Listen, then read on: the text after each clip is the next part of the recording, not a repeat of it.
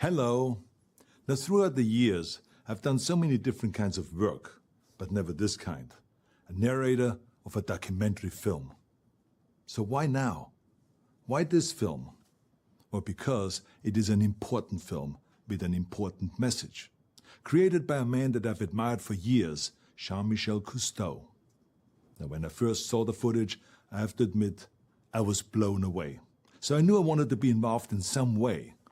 And that's precisely Jean-Michel's aim, to get people involved. Jean-Michel reminds us that we all need to contribute to the change that must come. But the decisions our leaders make and the choices we individuals make will determine the future of the ocean and our own survival on planet Earth. As governor and now as private citizen, I too have been fighting for change and for a clean environment and to make people aware of this very important issue. So, I'm pleased to lend my voice to this unique film experience. Jean-Michel has created a declaration of love to the living beauty of the ocean. Because, like his father Jacques Cousteau, Jean-Michel. And my children, Céline and Fabien, without a doubt, they too are Cousteaus, working to raise awareness, to affect opinion through their own expeditions and their own films. But this time, it was important for me to invite them along to combine forces, you might say. It's actually been years since we did a project like this together. It's big and ambitious and important. Who could say no?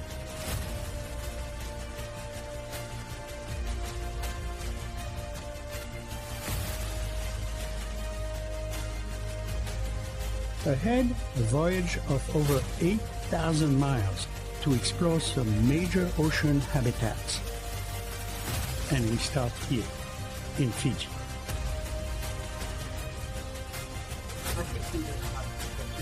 Marine biologist Holly Lohais and cinematographer Gavin McKinney round out the team and are practically family as well.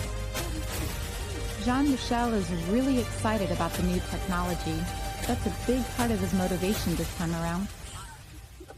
The aim is to capture not only large sea life, but also the smallest creatures and tiniest movements, and behaviors that even divers have never experienced.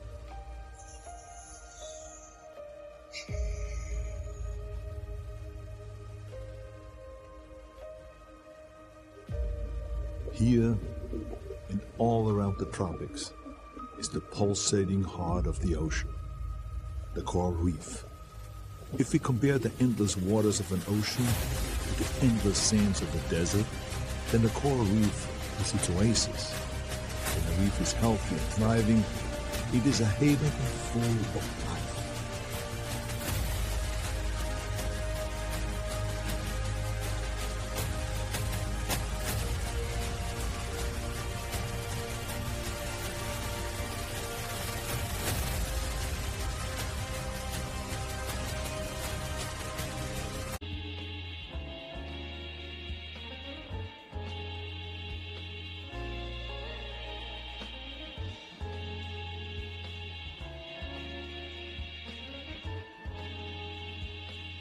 But what are coral reefs?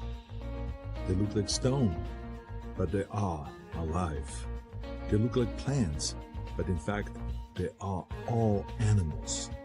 Tiny sea creatures called coral polyps huddle together in colonies and form a common limestone skeleton for protection.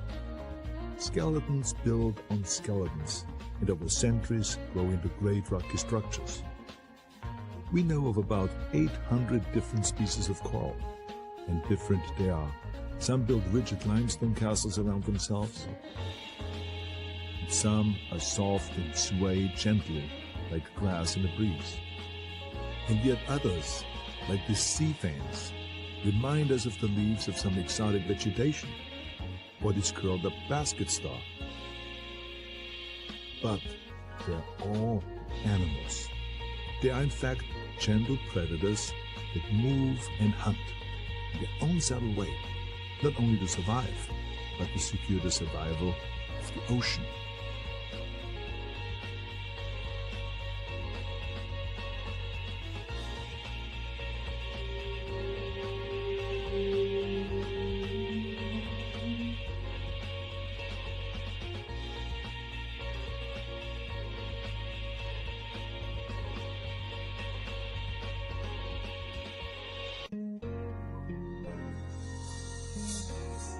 The variety of form and color of the corals is stunning. Their motion may seem like the passive swaying of straw in the breeze, but what you see is in fact the deliberate reaching, grabbing, and devouring of a hungry hunter.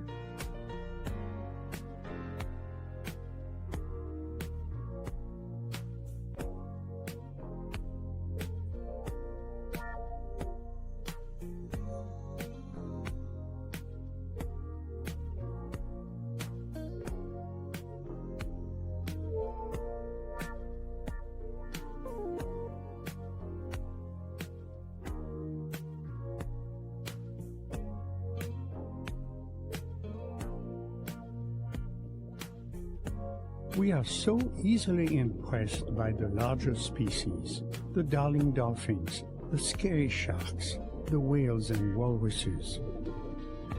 But this time, I also want to capture the tiny wonders, not only for their beauty, but for their significance. Meet the Christmas tree worm.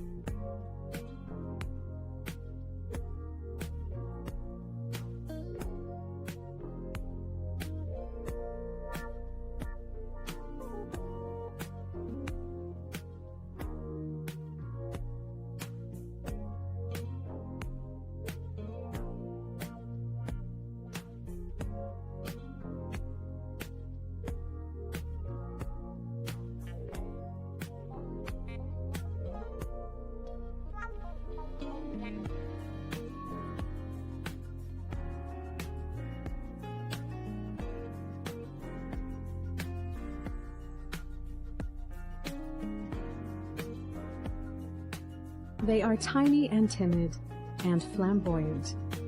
The Christmas tree worm, like so many other sea creatures, have a name inspired by their particular appearance. But the Christmas tree worm is more worm than tree. For its meals, it unfurls its feathery plumes and filters plankton from the passing current.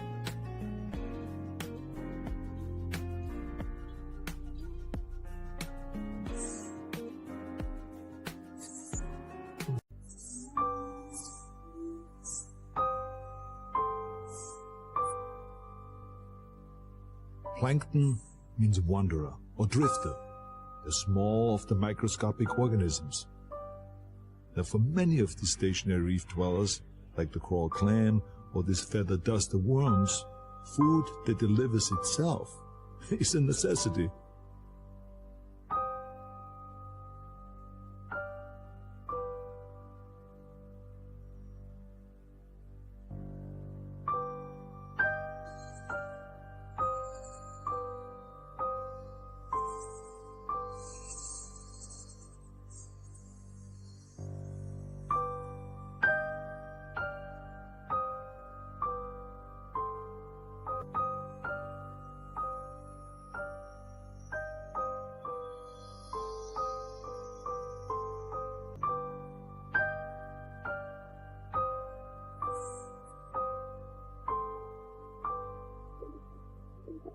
It's so large, it may be hard to spot in its surroundings here on the seafloor. Right before me is a giant clam.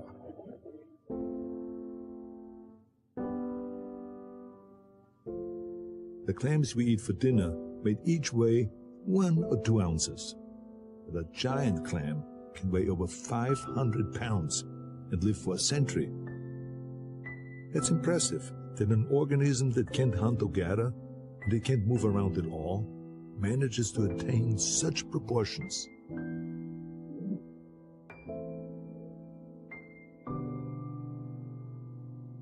Two items are on a menu: the plankton it filters from the currents, and the food produced by algae that lives within its fleshy interior.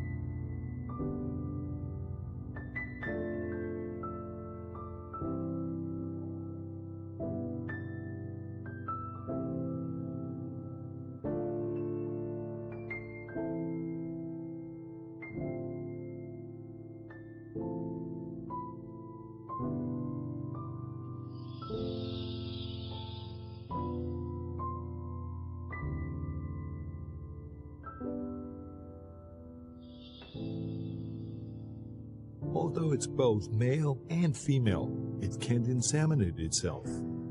The giant clam discharges both sperm and eggs into the ocean currents and never meets its mate.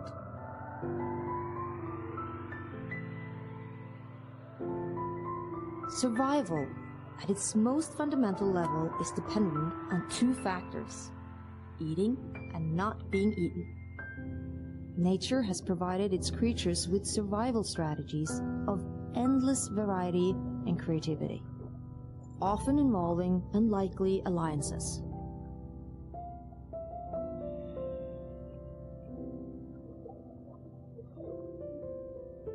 A sea anemone looks harmless, even inviting, as it sits there on that reef. But when small creatures venture too close, they are quickly disabled by stinging tentacles and captured and consumed. With the exception of this fish, the clownfish. Clownfish have mucus coating that makes them immune to the venom.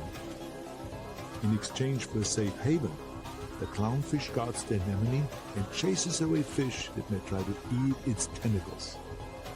It's one of many mutual defense alliances you will find on the reefs.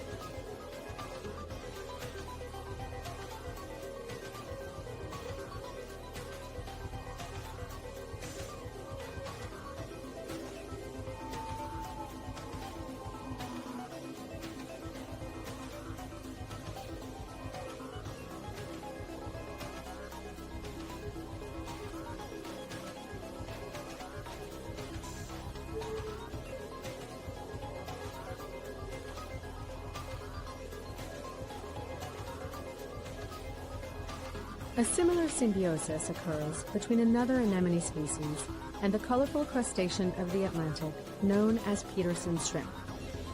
This cleaner shrimp is not inherently immune to the anemone's poison, but rather works at the tolerance by rubbing itself against the tentacles for increasing amounts of time.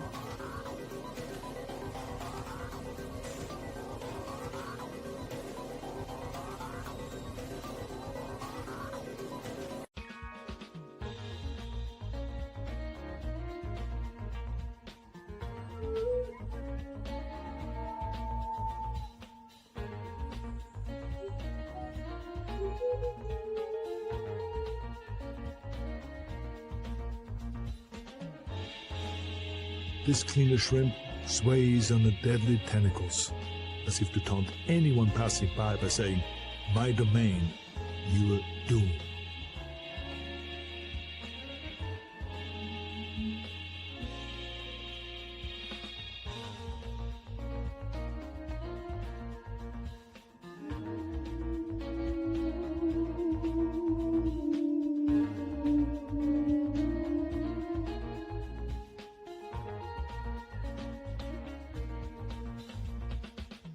As a child, I dreamt of building fantastic underwater cities and even studied architecture to realize that dream. But what can compete with the beauty of the reefs, of nature's masterful design of even the smallest details? Behold, the humble flatworm.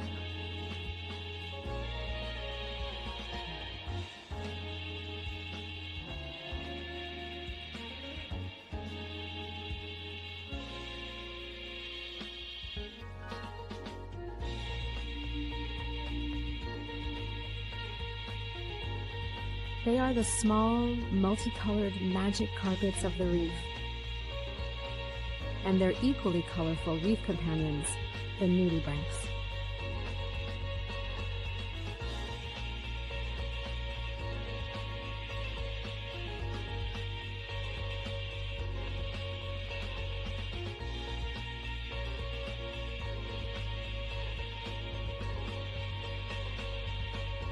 Nudibranch means naked gill, which is the plume that we see on their backs. That there are over 2,000 species of nudibranchs, none of which are particularly speedy.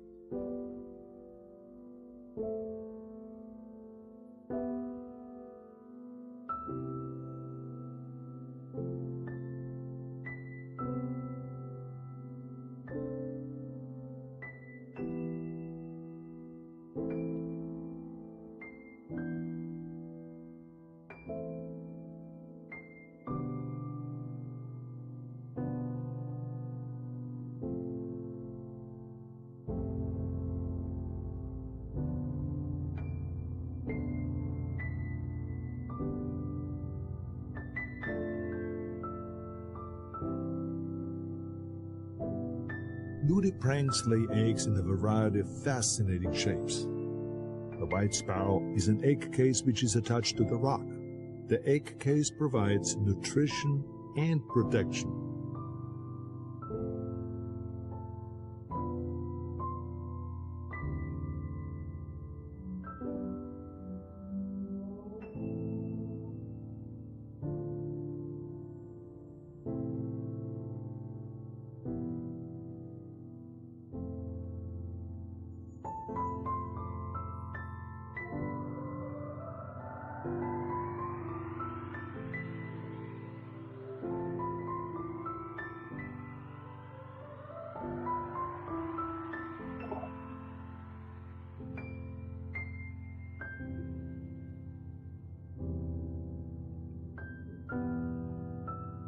We gather here to examine another of the reef's curious inhabitants, the banded coral shrimp.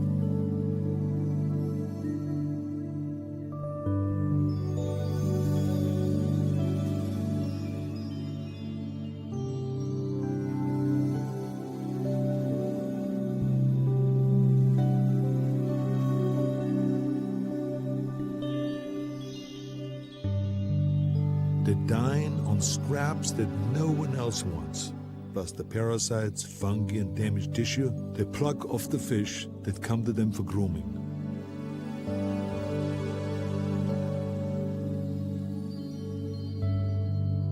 The survival strategy of the banded coral shrimp, like all cleaner shrimp, is to make themselves indispensable by providing a unique service. They advertise with their supersized antennae.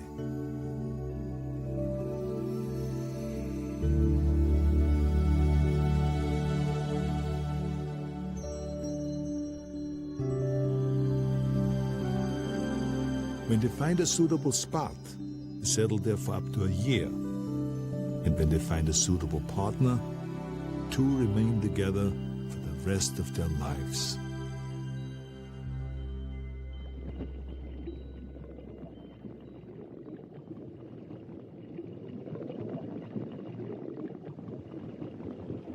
The health of the coral reef is dependent on a delicate ecological balancing act. Altering one parameter can have unforeseen consequences. Take, for example, the crown of thorns starfish.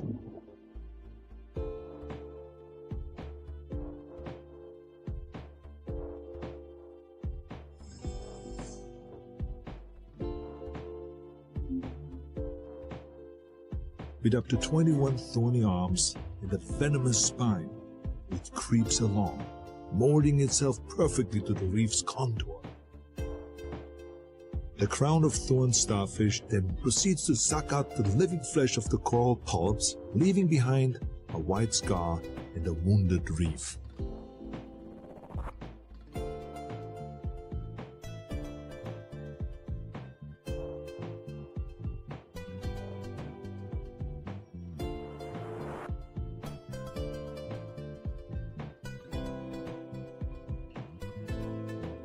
Normally, these starfish pose no danger, but recently their population has grown alarmingly, threatening the health of many reefs. One reason for this is the disappearance of animals that normally feed on them. So where are these predators? Maybe on your bookshelf. The beautiful Triton's trumpet, a popular boardwalk souvenir, is one of the few reef dwellers that feeds on crown of thorn starfish. But as long as it is collecting dust for you, it's not contributing to nature's delicate balancing act.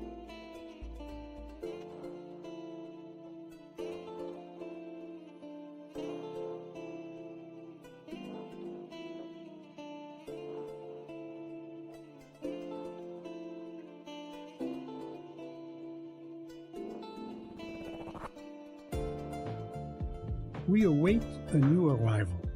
He is a marine ecologist, a colleague of mine from countless expeditions through the years, and above all, a good friend, Dr. Richard Murphy. He joins us here in Fiji to prepare us for a night dive and a confrontation at the bottom of the food chain. Well, at the very bottom are the phytoplankton, tiny and humble. And yet, in terms of biological and environmental significance, they are giants. There are thousands of varieties of phytoplankton, which nearly all marine life is dependent upon. But so are we. Globally, phytoplankton produce more than twice as much oxygen and devour twice as much CO2 as the Amazon rainforest. In all, over half the planet's oxygen comes from these tiny organisms. That means that every other breath of air you take is a gift from the ocean. The next step up in the food chain is zooplankton, bizarre and mysterious creatures that we hope to encounter tonight.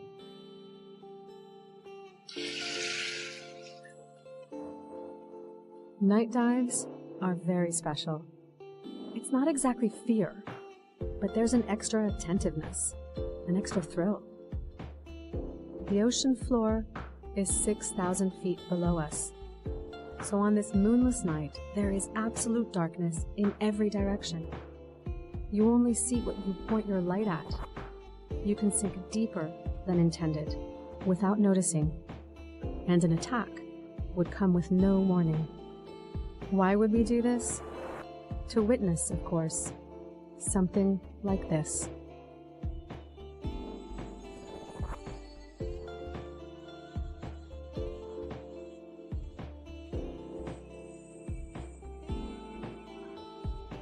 It is the largest migration of any animal group on Earth, and it happens each and every night. The zooplankton float up from the very depths of the ocean, submit themselves to the will of the currents, the appetites of the sea creatures above them on the food chain.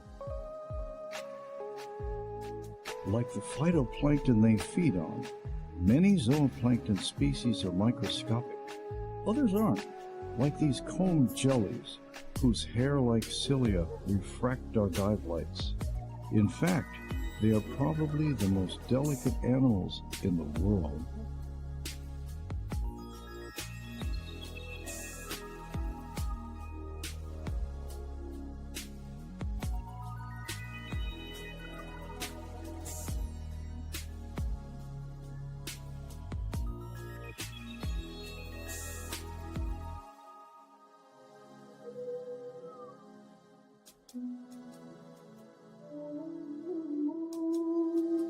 Sparkling constellations.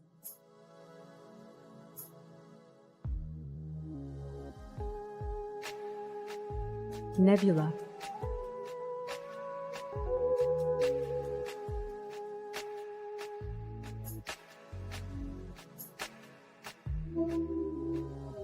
Sputnik.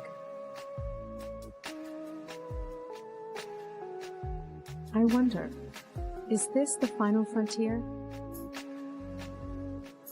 More humans have walked on the moon than the bottom of the deep sea. We know more about the surface of Mars than the submerged surface of our own planet.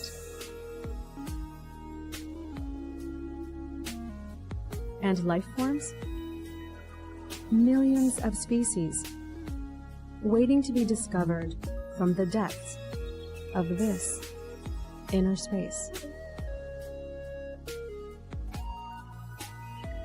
In this state, it's easy to lose track of time. The zooplankton is not only mesmerizing, but challenging to film as well. So we spent more time down there than was anticipated, which meant that we needed an even longer safety stop on the way up. A safety stop is a planned pause during an ascent to avoid decompression sickness or death. And luckily, there was a lot to see at 15 feet while we waited.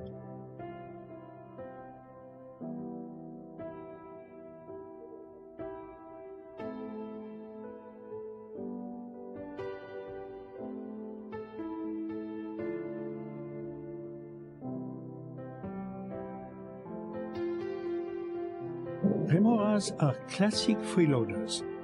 With a front dorsal fin that acts like a suction cup, remoras can attach themselves to larger marine animals, for a free ride, free lunch, and the security a big host can provide.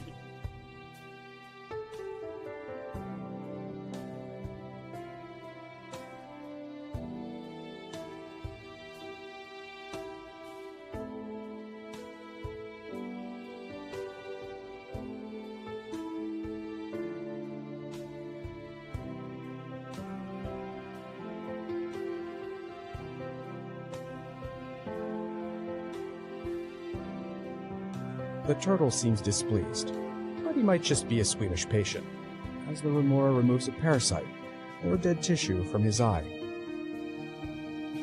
Treatment for one, and a treat for the other.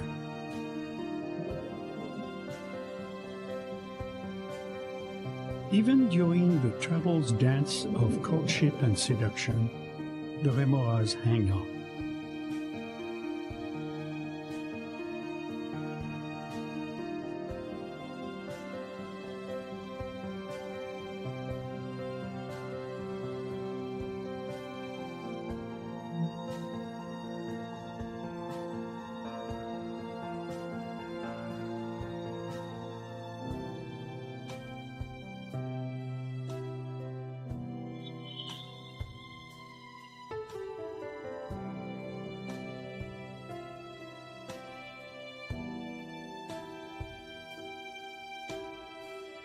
In daylight, there's almost too many impressions. In darkness, you can focus. Colors are richer, and the familiar looks new.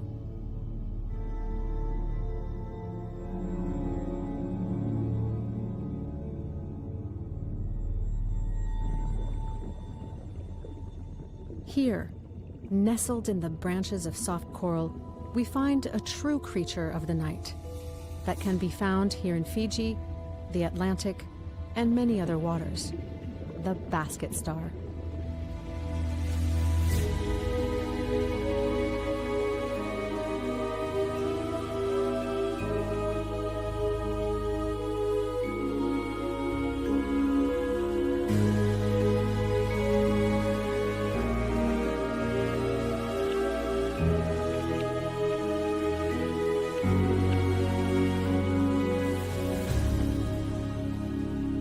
They have no heart, no blood, and no brain. But they have a mouth and the good sense to fill it with the passing plankton.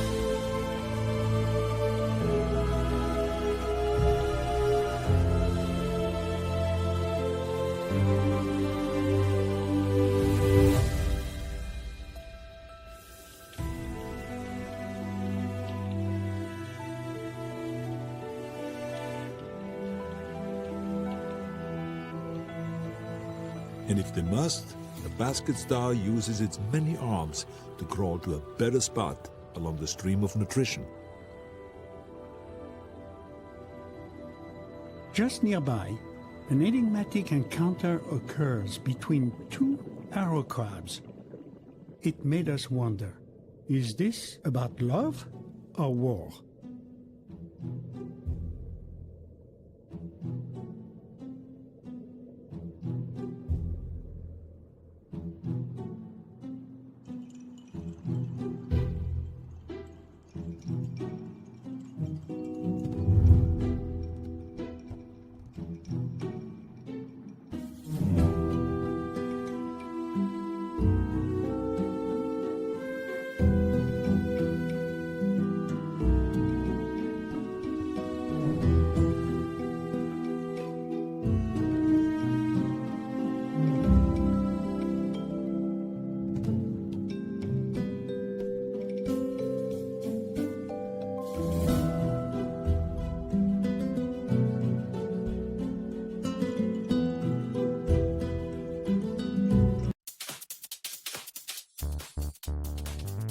A duel or a dance?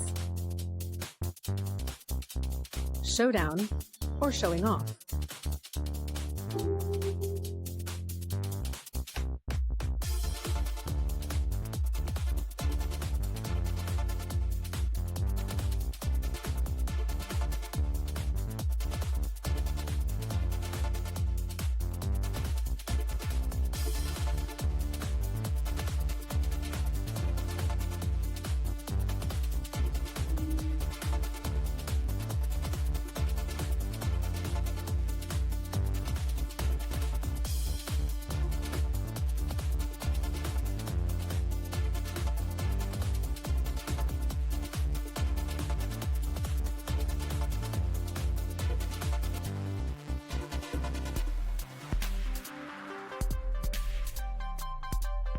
Whether it was courtship or combat, the outcome seems to be friendly.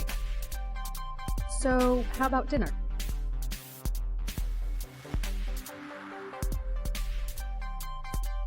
And when the reef is healthy, there is abundance for all.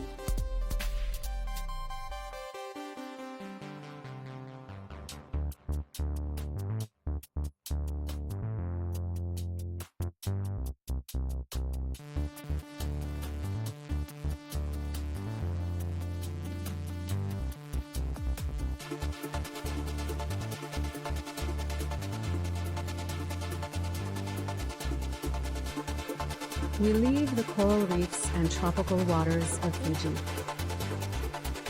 We cross the equator, the international dateline, and nearly the entire Pacific Ocean towards the cooler waters off of California, and the next ocean habitat my father has chosen to explore. And the dolphins escort us, as they did the Calypso of my youth. They are like the ocean's goodwill ambassadors, playful, friendly, and with smiles that seems to say, "Come with us, but come in peace." Okay, we can watch you play a bit, but then we must be off again. I have an important date to keep. What kind of date do you have? Ah, you shall see. Our next destination will show just how diverse the habitats are. The coral reefs are colonies of small, slow-growing sea animals. The kelp forest is in fact a fast-growing underwater forest of giant sea algae. Off the coast of California, the conditions are just right. Cold, relatively shallow waters, and plenty of nutrients and sunlight.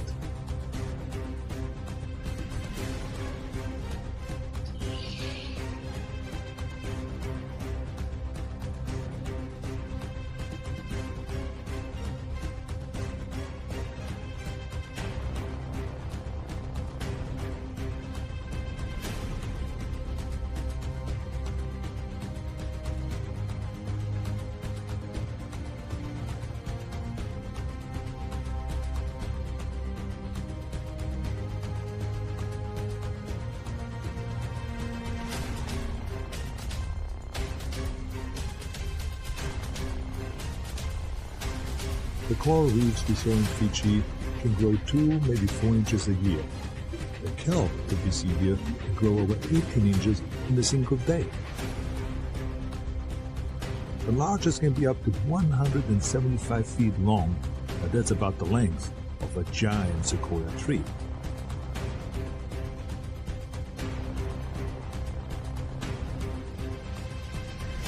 Kelp provides food and shelter to a huge variety of species, from sea urchins and snails to seals and sea lions, and even the occasional gray whale.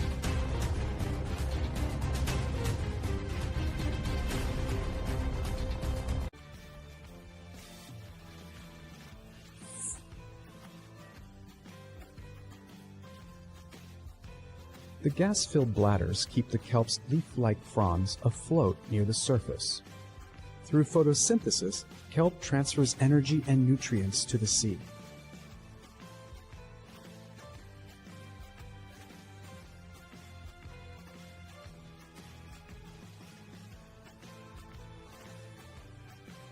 A bit farther out to sea, from the kelp forest of Santa Catalina Island, is the site of an incredible squid mating frenzy.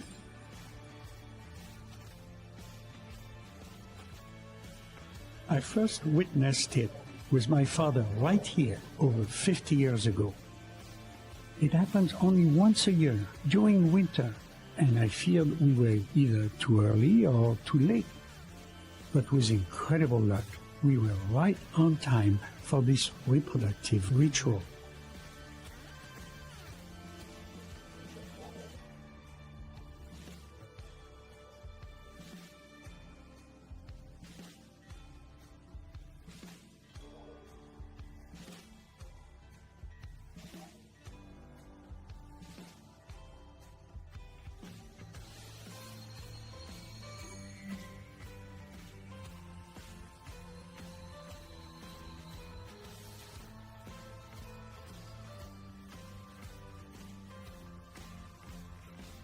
These squid live for less than a year, so this is their only shot at procreation.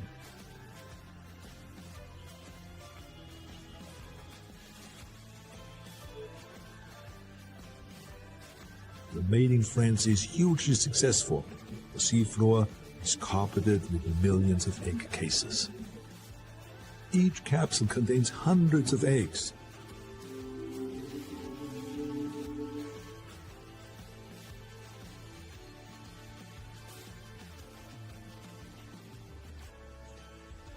Many species, including us, are dependent on squid for food. Fishing practices are improving in some places, but the ultimate goal is sustainable squid harvesting globally.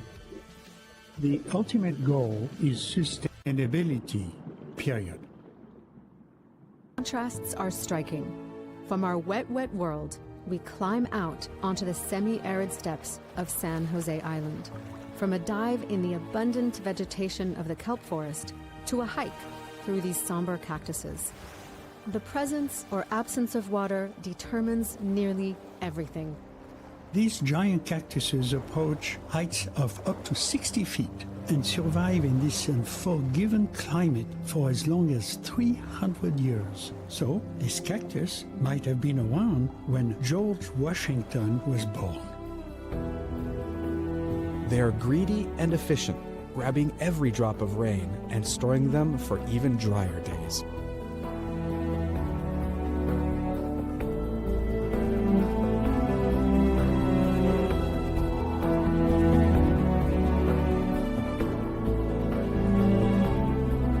All life is connected with water across the planet. There is only one water system. The rains that fall on the highest mountaintops carve the landscape of Earth and make their way back to the sea.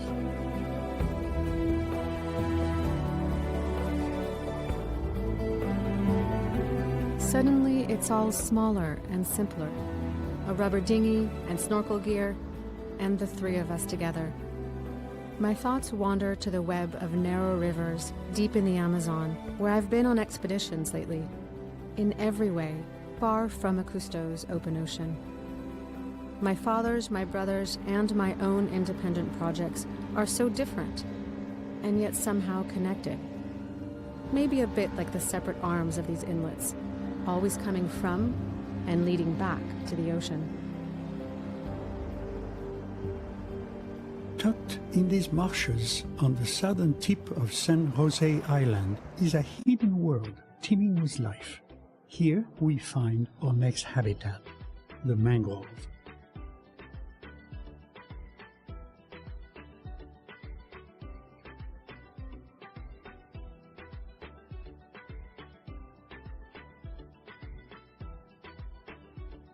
Lining the edge of the water here are mangrove trees. Now, the mangroves survive in seawater because their roots have evolved to filter out salt. These roots, tangled and exposed above and below the waterline, offer an intricate, nutrient-rich haven and nursery. Some creatures will never leave this habitat, but for many other species, life begins here and continues out on the reef or open ocean.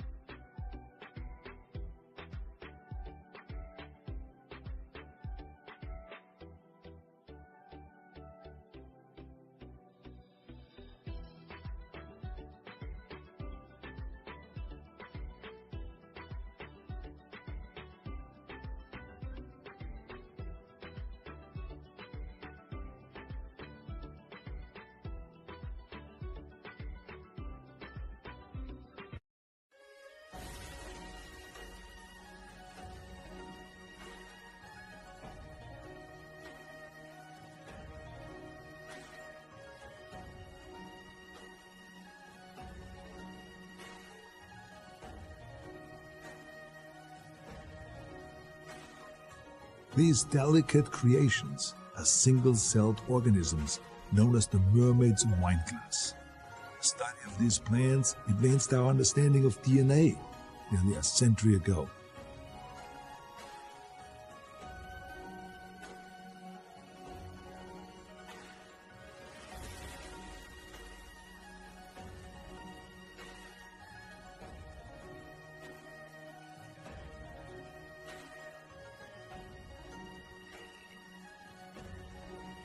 Sea cucumbers are the recyclers of the sea, combing the seabed in search of debris.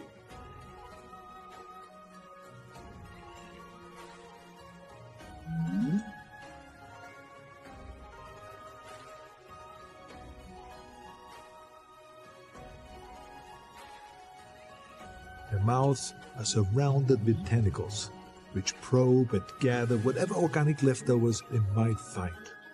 The sea cucumber can be as short as 1/10 of an inch or as long as 9 feet.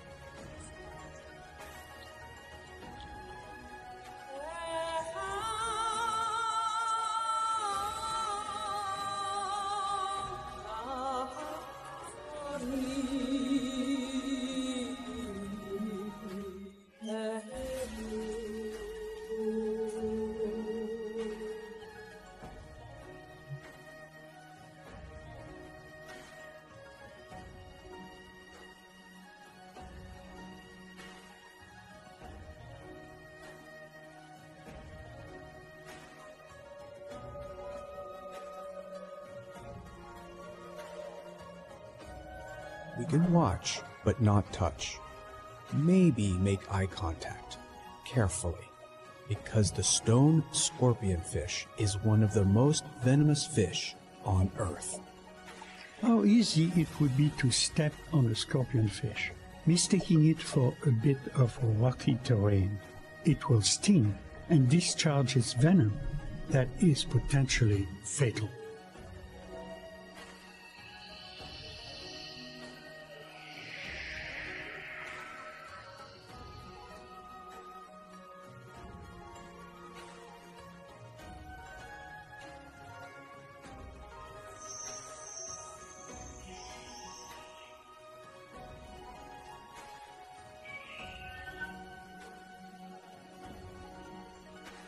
This is a conch.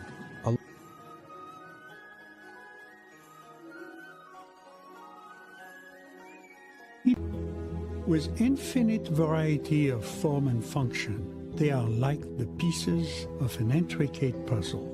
When all the species are present, the ecosystem is complete. And when all the ecosystems are thriving, then the ocean is complete and healthy. But many pieces of those puzzles are missing today. It's true, big pieces are missing, but my belief is that they are not lost forever. The ocean is forgiving.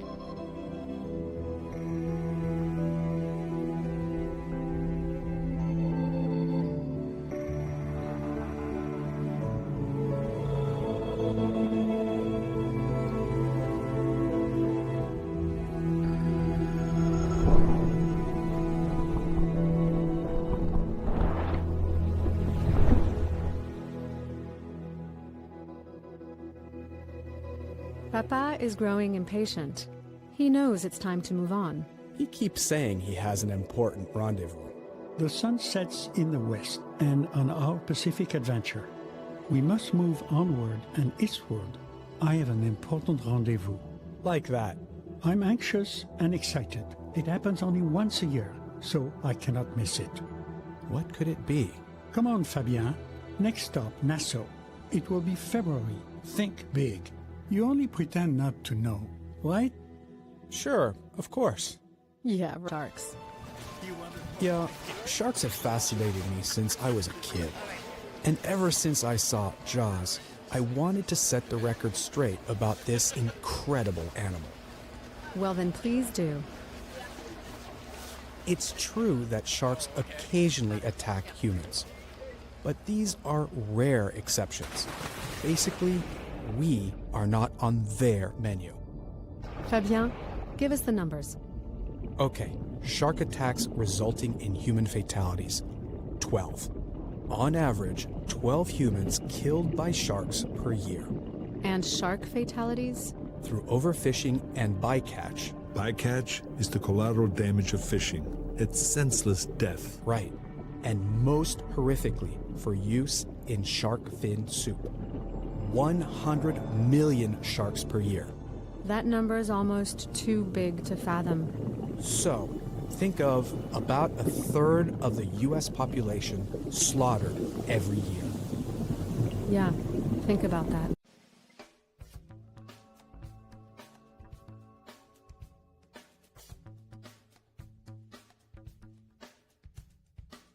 There lay thousands of miles of ocean and millions of years of evolution between the plankton at our journey's start and these sharks near our journey's end, the bottom and top of the food chain.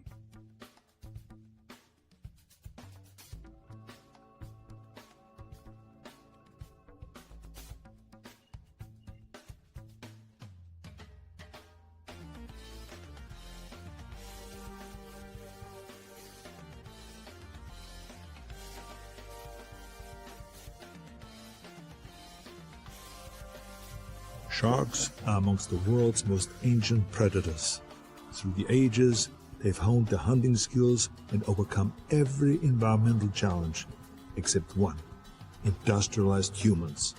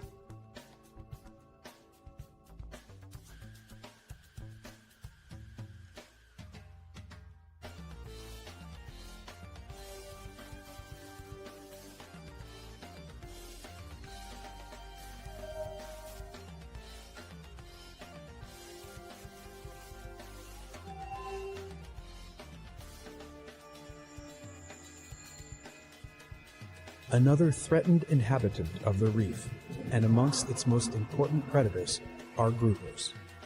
This one here is a permanent resident of this sunken ship.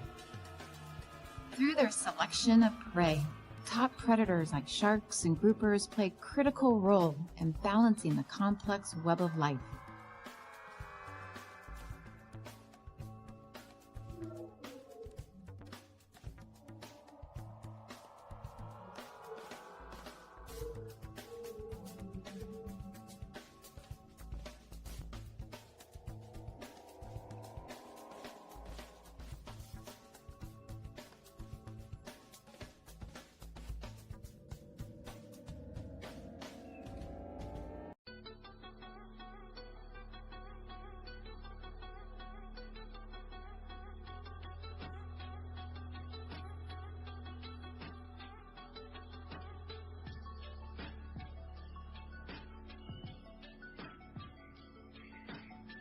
It's not long now, maybe only a day or two till my special meeting.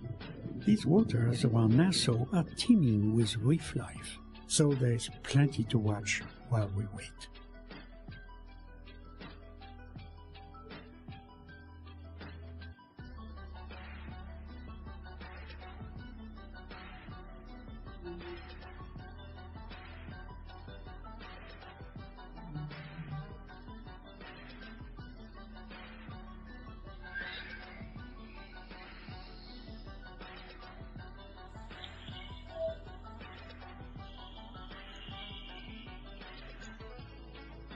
Not alone.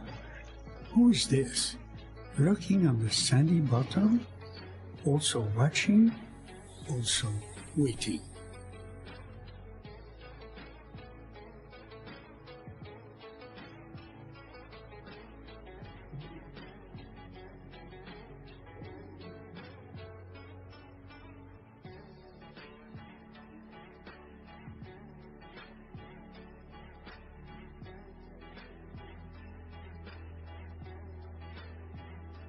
It's difficult to view a stingray swimming over the seafloor and not think of flight.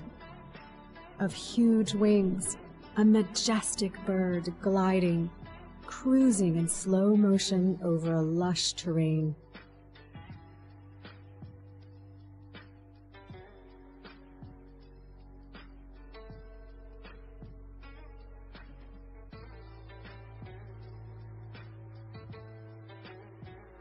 I never did build the submerged structures I dreamed of as a child, but I always marvel at how the ocean colonizes wreckage, rebuilds, and renovates with life.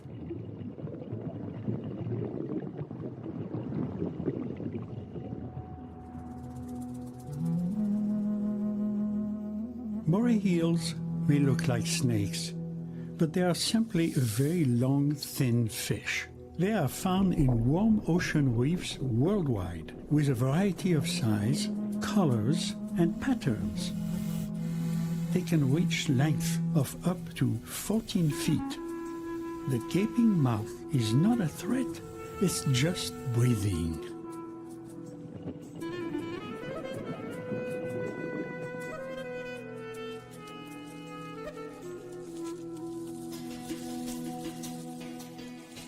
This killer shrimp grooms the moray in exchange for scraps it removes.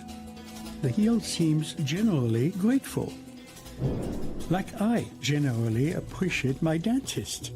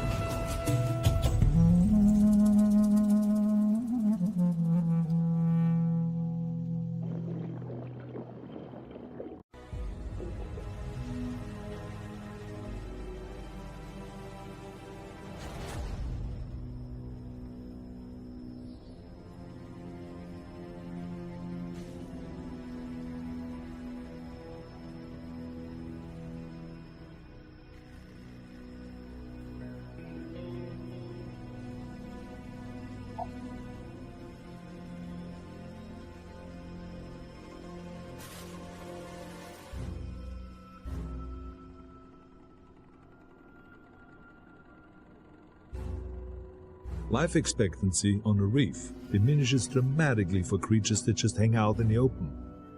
So finding a suitable shelter is vital. And some species like this spiny lobster or the slipper lobster need to find a new hiding place every single day.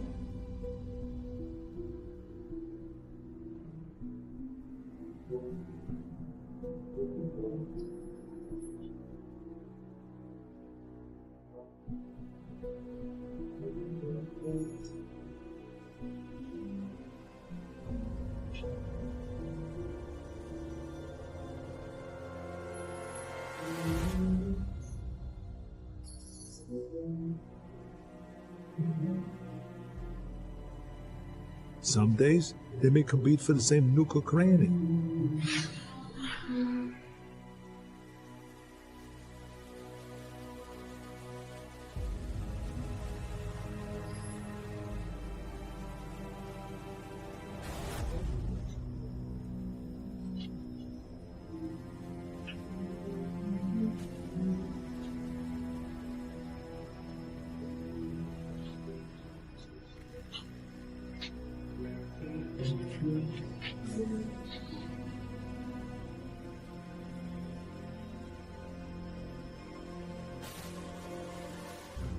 The spiny lobster finds a suitable spot first. It backs in.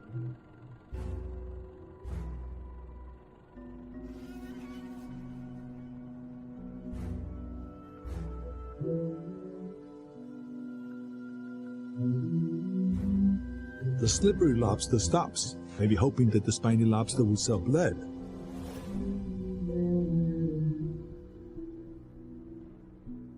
His entrance block, no vacancy, man. And the slipper drudges on.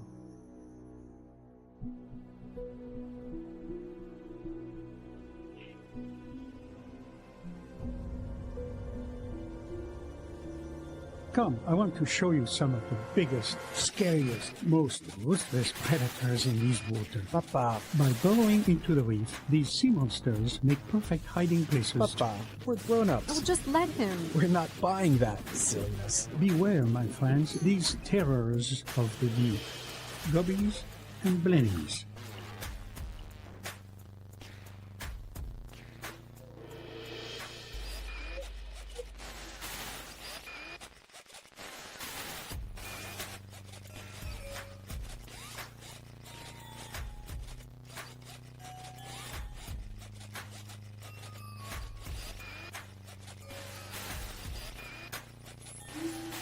Maybe not big and scary, but big in number.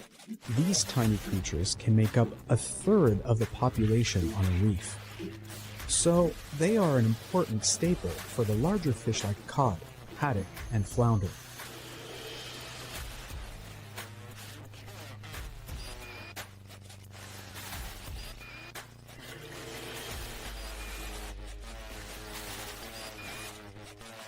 They usually burrow into rock or coral themselves, or in pairs, but sometimes get help from a willing shrimp.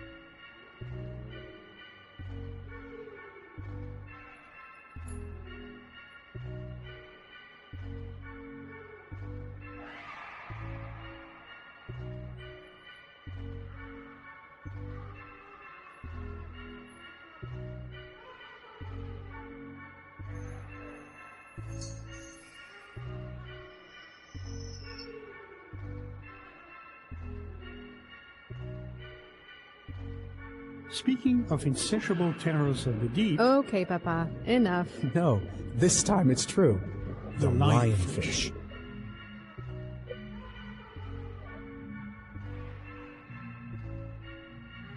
Their extravagant beauty is meant to confuse predators and prey alike. The lionfish is an unstoppable hunter with a big appetite, consuming up to 40 small fish in an hour. Inside their fins are venomous spines, which discourage would-be predators. For humans, the poison can cause convulsions, heart failure, and even death.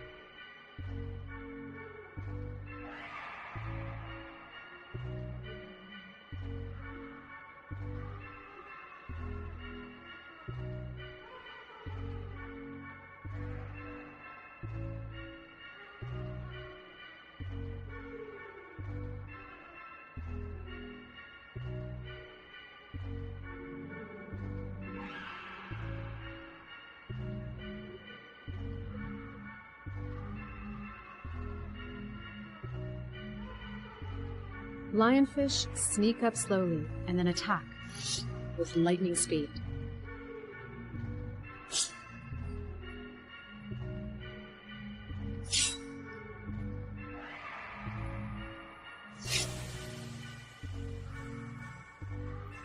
The lionfish is a native of the Pacific Ocean and was accidentally released in the Atlantic. Because it has no predators in these waters, the lionfish population has exploded here, seriously reducing the juvenile reef fish population. So even small, unintentional actions can have great consequences, disturbing the sensitive balance of nature.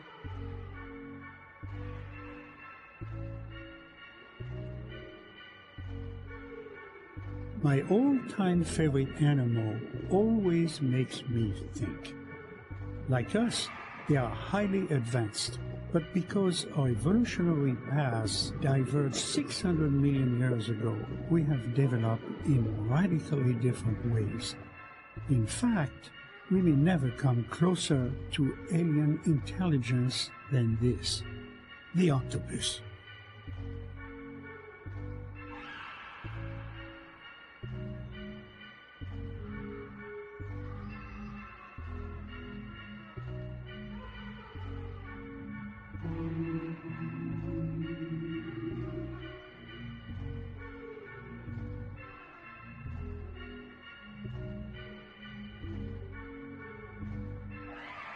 A formidable hunter. An octopus ambushes its prey by covering large areas with its parachute-like body.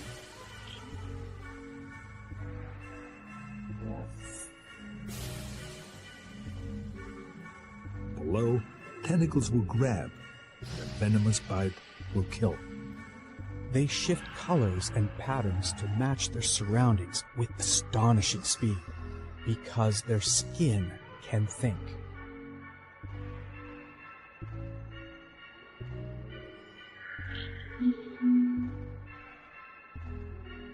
Octopuses recognize faces, can tell people apart, and even in identical dive suits, they can grow fond of certain humans and hold grudges against others.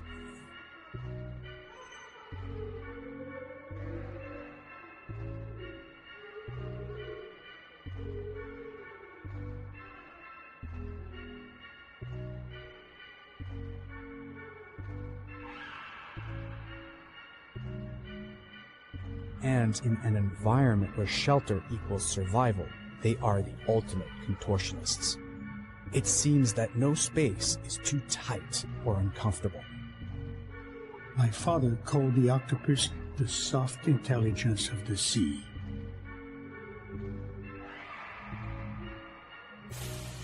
I think it's time to explain about this rendezvous you've hinted at for the last 8,000 kilometers. Okay. The migration of the great hammerhead shark is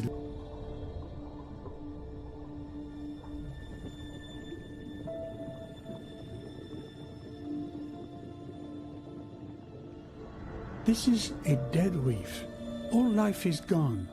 It is no longer the home of countless life forms as in the reefs we saw earlier.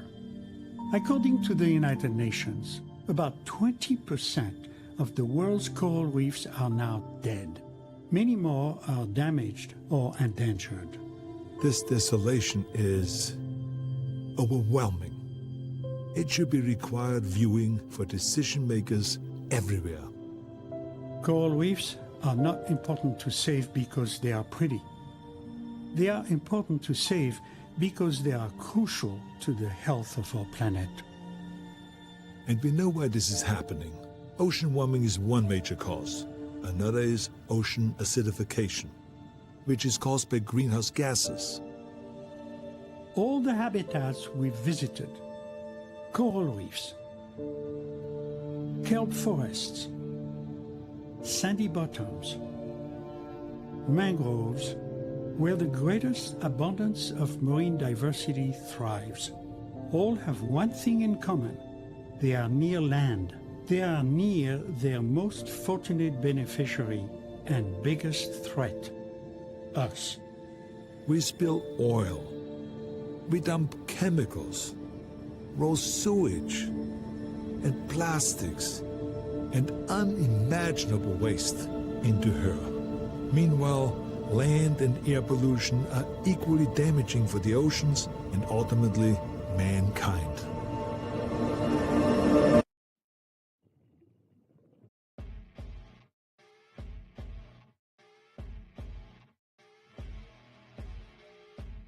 This is the ocean we dream of, and it can be a reality even where there is desolation today, because life returns when the conditions are right.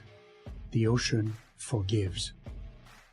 Today, environmental organizations, activists, and ordinary citizens around the globe are championing an array of environmental causes, among them the establishment of marine protected areas. Marine protected areas are like the national parks of the ocean. Governments around the world are beginning to listen and to act slowly. So far, only about 4% of the oceans are marine protected areas. But it is an important step in the right direction. One of many. Ultimately, this is about our will to survive through our ability to adapt. The ocean survives without us. We don't survive without the ocean. Or, as my good friend Sylvia Earle once said, no water, no life. No blue, no green. You know something? I couldn't have said it better myself.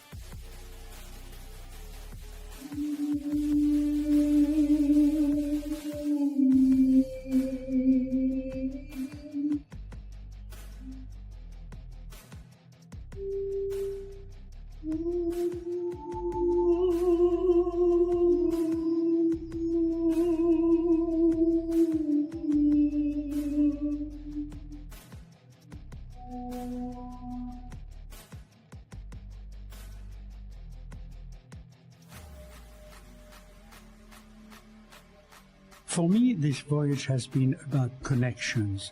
Connections between habitats, between the ends of the food chain, the ends of the earth, between us and the ocean, and between generations. That's why we are all here. I kind of picked up on that. I don't believe in dynasties any more than my father did.